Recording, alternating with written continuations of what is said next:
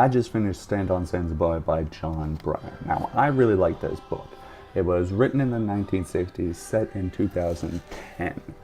Now, a lot of old science fiction written from that time period is kind of hokey in the light of modern day realism, but this one isn't.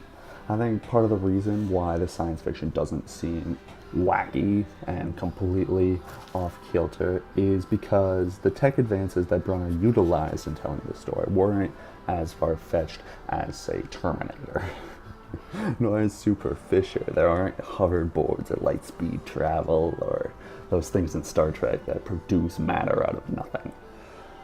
The only developments really were Shalamancer, which is basically just a supercomputer connected to the internet, and like crazy eugenics, which are theoretically possible. Like, we could have had some sort of a breakthrough in that department if we had invested enough resources, and it's plausible. But even that, like one of the main scientific claims that this book depends on, you're not even sure if it's possible or not. Like, that's a theme in the book. But what really sets this novel apart, and what makes it worth reading, in my opinion, is the tone that it's written with. One of the characters, Chad Mulligan, is essentially a washed-up author that wrote sardonic books filled with hyper-intellectual criticisms of humanity.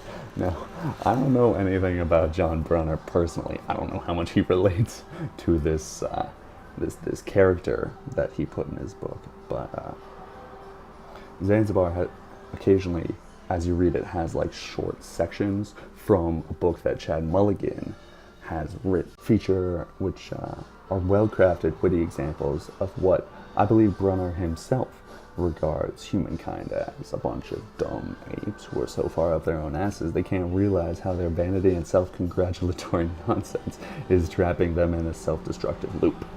So Chad and Brunner kind of both have this vision of humanity that they view with disgust and disdain, yet the book features the foil to their theories on the human condition in a country called Beninia, which is a kind of utopia filled with peaceful, loving people. And Chad actually goes to Beninia in the book to try and find out why. And it's clever. It's very well crafted. There are several different characters, each with well fleshed out depth that explore their own independent character arcs, which also do intersect at times, and those are done gracefully. The ending in particular was initially a little not disappointing, but the way that he wrapped it up and explained the phenomena that was happening wasn't as important as how the characters themselves came to their conclusions, which I thought was graceful, satisfying, and realistic. Remarkably well-written book. I loved 80% of it. I recommend it.